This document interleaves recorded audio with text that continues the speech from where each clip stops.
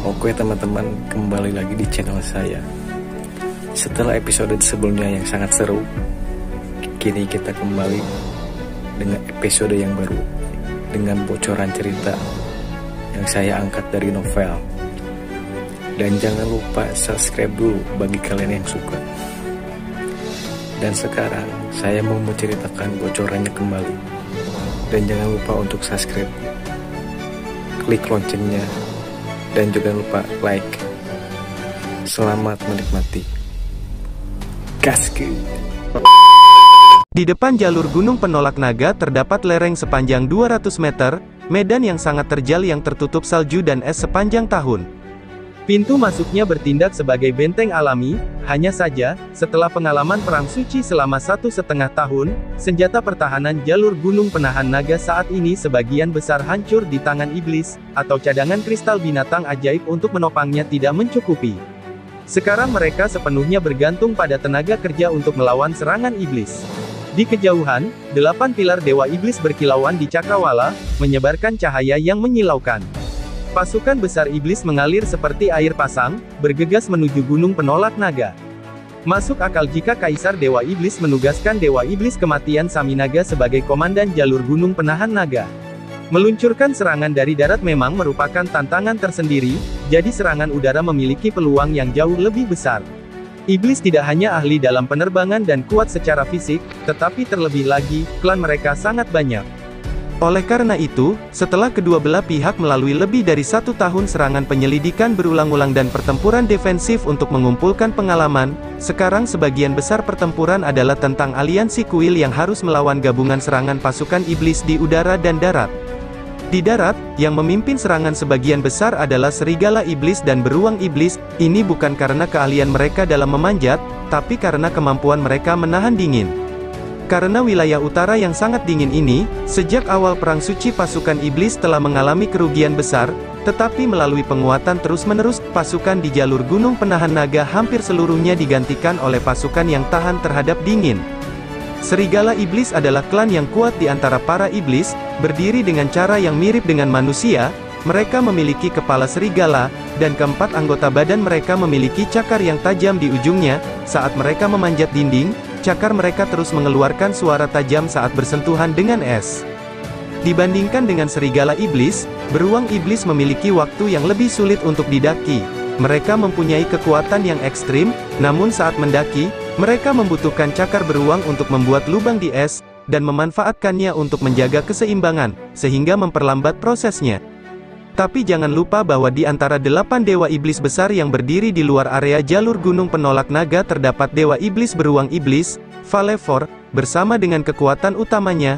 Dengan dia yang mengawasi dan memimpin mereka, beruang iblis berusaha keras untuk mengikuti perintah, memanfaatkan kekuatan besar mereka. Adapun situasi di langit, itu adalah panggung bagi para iblis yang ada di mana-mana terus menyerang jalur gunung penahan naga tanpa henti dari udara.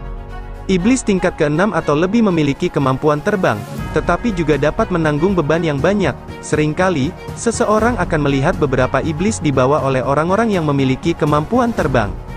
Iblis, beruang iblis, dan serigala iblis, serangan yang dilakukan oleh para petarung hebat dari ketiga ras ini merupakan ancaman yang sangat besar bagi jalur gunung penahan naga.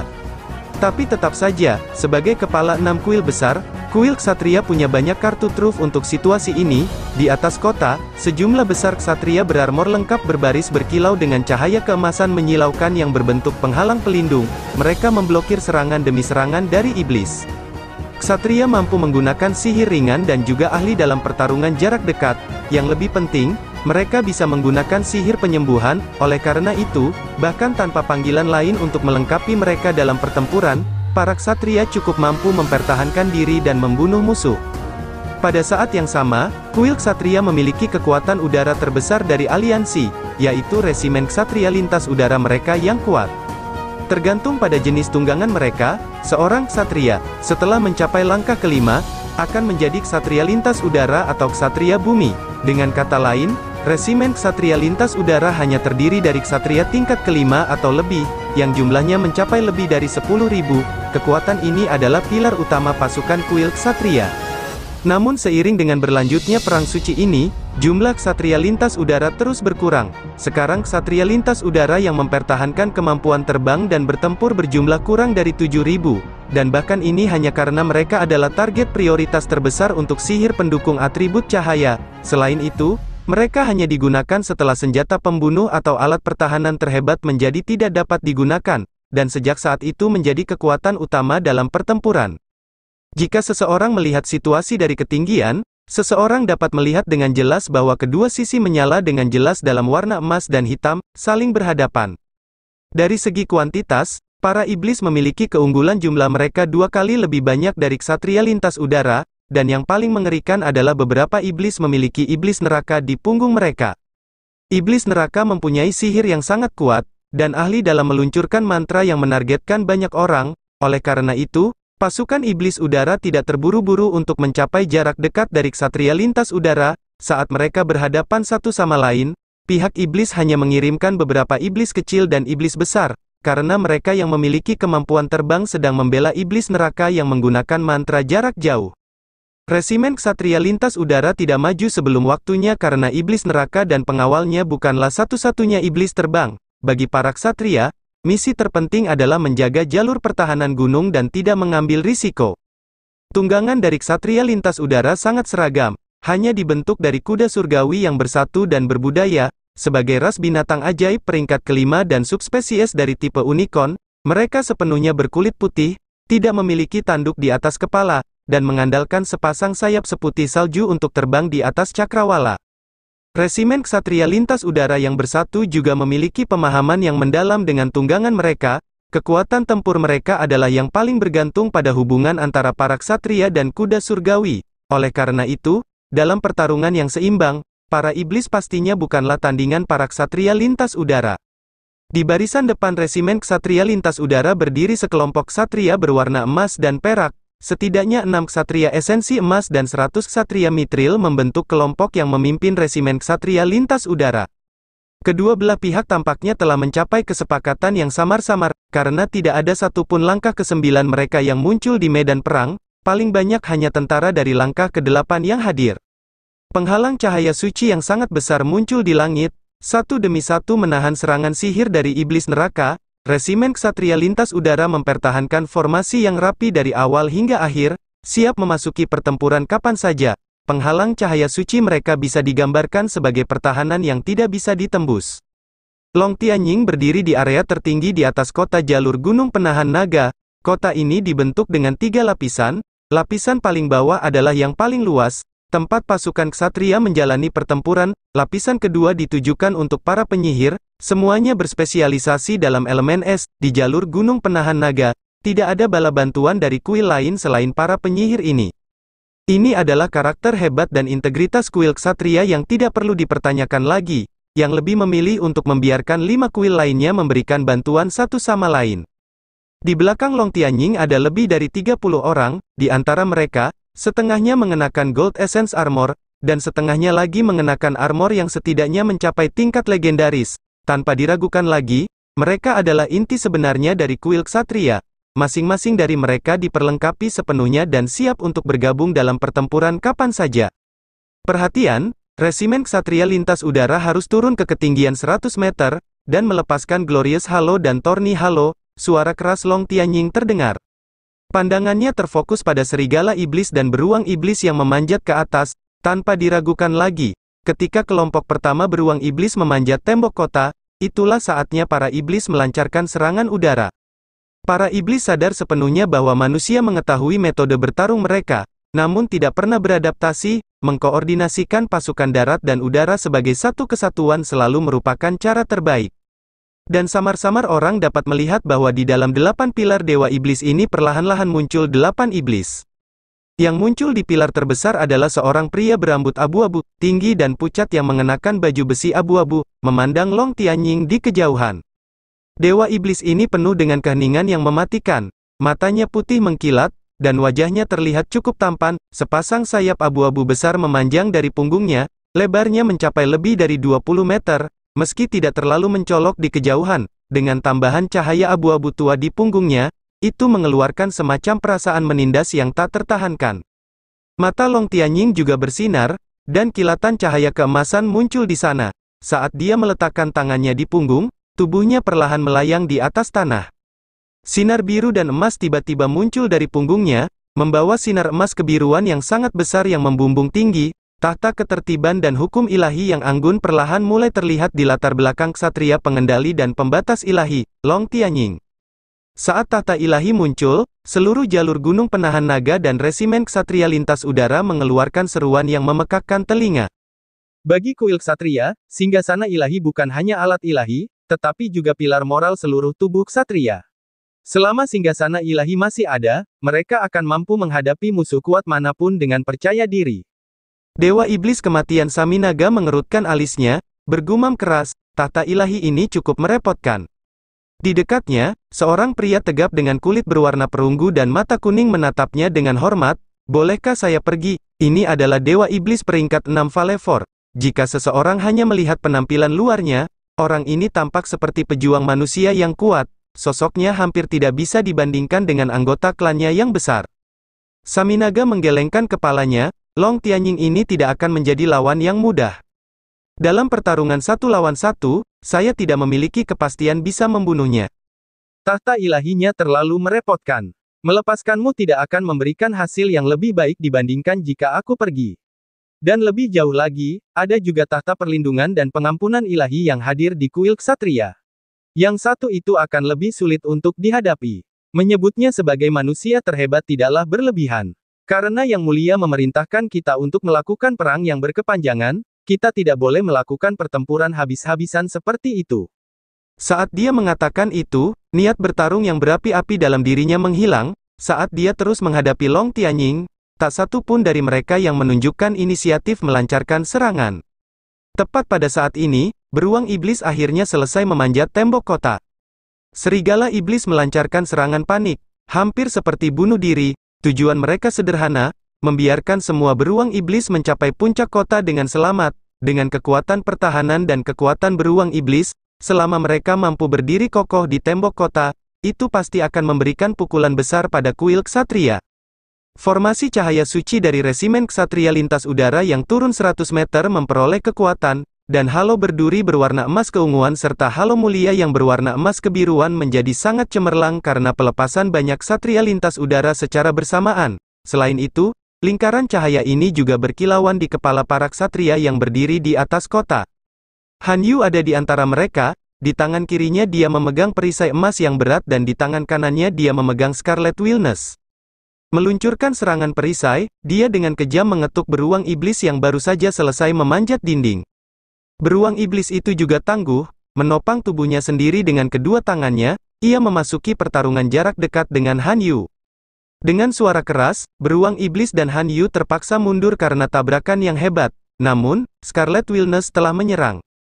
Kombinasi pedang berat di tingkat legendaris dan keterampilan pedang suci tidak mudah untuk dilawan, bahkan dengan perlawanan fisik dari beruang iblis. Faktanya, meskipun ada kesenjangan antara bentuk fisik keduanya, energi spiritual eksternal Han Yu tidak kalah dengan beruang iblis. Setelah mandi dengan infus kristal naga, dan dengan tambahan amplifikasi pil pelatihan boa hutan, energi spiritual eksternal Han Yu sama sekali tidak berada di bawah energi spiritual internalnya. Ini juga merupakan alasan mengapa semua orang dari pasukan pemburu iblis tingkat komandan ke-64 masih bertahan bahkan setelah melalui begitu banyak pertempuran berbahaya. Dengan raungan marah, beruang iblis terlempar ke belakang setelah berhasil memanjat ke atas tembok, dan sangat marah, palu besi di tangannya diayunkan, mengarah tepat ke Scarlet Wilderness. Saat itu juga, sesosok tubuh jatuh di tengah-tengah mereka berdua. Itu adalah seorang ksatria, yang dikirim terbang oleh kekuatan musuh yang kuat. Palu di tangan beruang iblis terus bergerak tanpa ragu sedikit pun, tapi Han Yu sangat terkejut. Dia lebih cepat bereaksi dibandingkan iblis beruang.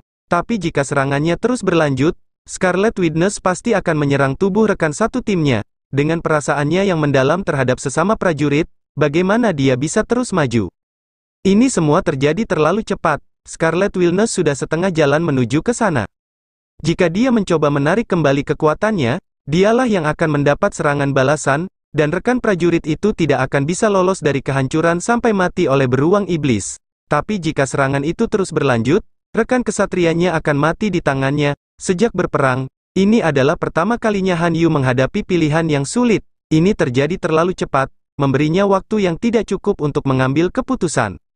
Cahaya keemasan berkilauan, dan tiba-tiba saat ksatria yang jatuh itu muncul, dia menghilang dalam kilatan cahaya.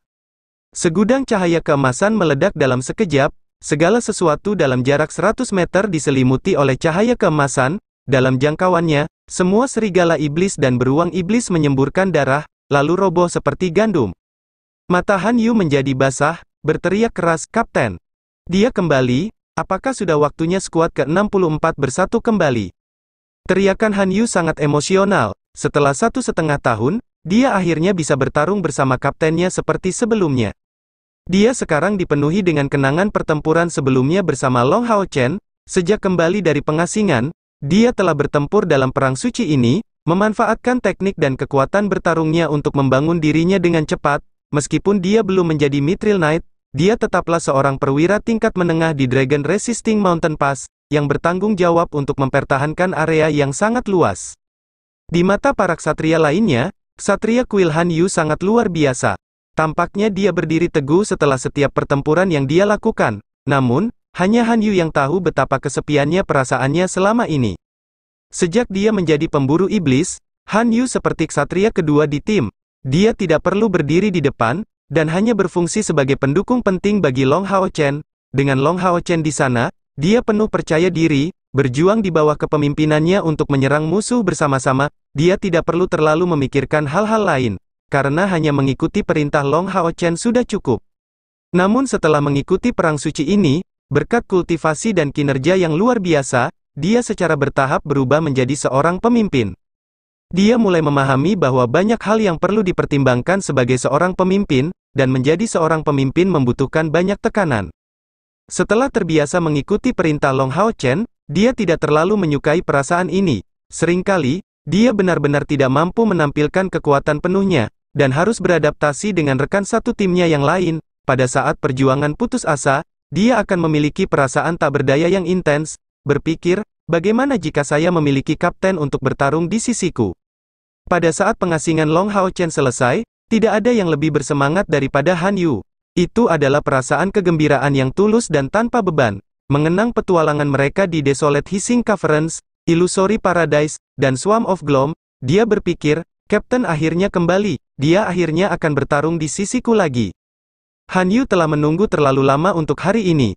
Meskipun Long Hao Chen sepenuhnya tersembunyi di balik Gold Essence Armor berwarna emas gelap, pedang Rippling Light di tangannya tidak dapat dipalsukan, Kapten telah kembali. Memang, Long Hao Chen telah kembali. Setelah menyaksikan dimulainya pertempuran dari jauh, dia bergegas secepat yang dia bisa. Selain itu, dia memikul tekanan besar dari misi 10 juta poin kontribusi, dan pertempuran semacam itu adalah cara terbaik untuk mengumpulkan mereka. Itu sebabnya dia datang terburu-buru. Awalnya, Long Hao Chen bersiap untuk bergabung dalam pertempuran udara di punggung Star King, karena iblis dan iblis neraka sudah meluncurkan serangan kekuatan penuh terhadap resimen ksatria lintas udara. Namun, dia menyadari Scarlet Wilderness yang bersinar terang dalam perjalanannya menuju Dragon Resisting Mountain Pass. Sama seperti Han Yu yang tidak kesulitan mengenalinya, bagaimana mungkin dia tidak mengenali saudara baiknya sendiri? Oleh karena itu, Long Hao Chen meninggalkan pertempuran udara, mengingat Star King, dan mendarat di tanah dalam sekejap, tidak hanya menyelesaikan perjuangan besar. Han Yu juga meluncurkan beberapa serangan kuat, sangat meringankan tekanan pada para ksatria. Kilatan emas yang tak terhitung jumlahnya itu berasal dari kemampuan ofensif kuat yang digunakan oleh Retribution Knight, yang disebut Meteor Shower Strike, kemampuan Retribution Knight langkah ke-7. Kekuatan serangan target tunggal dari kemampuan ini tidak terlalu signifikan, namun area efeknya sangat luas. Setelah melalui uji coba terus-menerus, Long Hao Chen memahami dengan jelas kekurangannya sendiri. Sebagian besar, dia tidak memiliki kemampuan ofensif skala besar yang kuat, yang dikenal sebagai kelemahan universal para ksatria. Pelanggaran dan peningkatan skala besar merupakan sebagian besar teknik yang dipilih Long Hao Chen untuk dilatih. Perang suci telah dimulai, dan di masa depan, dia tidak mungkin terus bertarung hanya dengan sekelompok kecil musuh. Pastinya akan ada musuh yang jauh lebih kuat, dengan lebih banyak pertempuran bersama sesama prajurit lainnya. Jadi kedua jenis kemampuan ini wajib dimiliki. Berkenaan dengan kemampuan target tunggal, Long Hao Chen memiliki kepercayaan diri yang cukup, kekuatan target tunggal umumnya diukur dengan serangan terkuat yang dapat digunakan oleh sebagai dasar. Karena niat pedang yang dimiliki Long Hao Chen sudah melampaui sebagian besar kekuatan serangan target tunggalnya, oleh karena itu dia lebih memilih untuk fokus pada memperkuat pemahamannya tentang niat pedang. Dengan mengandalkan pedang dewa, Arya dari Dewi Cahaya, selama pemahamannya terhadap maksud pedang terus meningkat, kekuatan serangan target tunggalnya akan terus meningkat. Ini adalah sesuatu yang tidak bisa dibandingkan dengan kemampuan target tunggal. Dengan Rippling Light di tangan untuk menambahkan Ripples of Light ke Meteor Shower Strike, sinergi dari 3 tambahan kuat pada persenjataannya memungkinkan Long Hao Chen untuk membersihkan sejumlah besar musuh secara instan. Seekor beruang iblis memiliki pertahanan yang hebat, lalu kenapa? Dengan serangan ganda yang diperkuat Rippling Light, langkah ke-8 budidaya Long Hao Chen dan penambahan kekuatan menusuk yang besar dari Ripples of Light, pertahanan mereka sudah tidak mencukupi. Han Yu, Long Hao Chen membuka tangan kirinya yang meraih ksatria yang nyaris lolos dari bencana, melebarkan kedua tangannya, dia langsung memeluk Han Yu erat-erat. Para ksatria di sekitarnya bersorak dengan keras. Mereka tidak mengenal Long Hao Chen, tetapi mengenali Gold Essence Armor pada dirinya.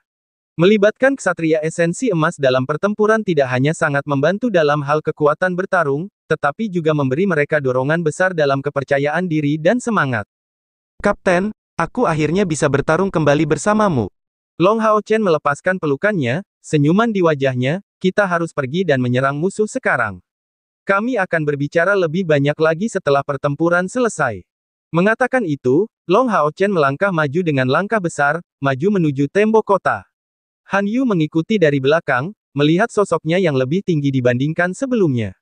Air mata jatuh tak terkendali di wajahnya. Sungguh sosok yang familiar. Saya ingin mengikutinya seumur hidup. Dapat dilihat bahwa pihak iblis menemukan perubahan di sini. Saat beruang iblis terus mendaki, Long Hao Chen berdiri tepat di atas tembok kota, Gold Essence Armor miliknya mengeluarkan sinar oranye cemerlang yang cukup untuk menyilaukan mata. Tidak menjadi fokus medan perang akan sulit dalam situasi ini. Dari langit, Long Tianying telah memperhatikan kembalinya Long Hao Chen sejak lama. Pada saat dia menyadari kembalinya Long Hao Chen di punggung Star King, senyum tipis muncul di wajahnya, berpikir dalam hati, Raja Unicorn Cahaya Bintang, pasti tidak ada tunggangan yang lebih baik untuknya. Anak ini benar-benar tahu bagaimana memilih. Dengan cepat, pertarungan Long Hao Chen dimulai. Sosok hitam dari dua musuh dengan cepat berlari ke arahnya, milik dua Raja Iblis dari langkah ke-8. Iblis sangat menyadari betapa kuatnya seorang Armor Knight, terutama yang dibalut dengan pure Gold Essence Armor. Keberadaan seperti itu di kota tidak lain hanyalah bahaya mematikan bagi iblis biasa.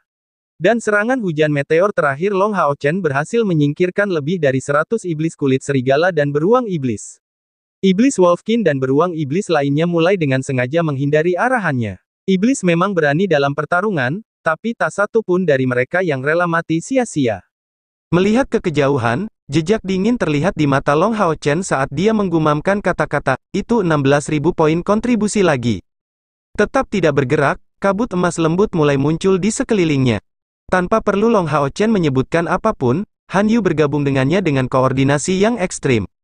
Sepasang sayap spiritual emas yang dibentangkannya juga tampak berbeda dari sebelumnya, sayap tersebut terlihat sepertiga lebih besar dari sebelumnya, yang merupakan tanda bahwa kekuatan mereka telah meningkat.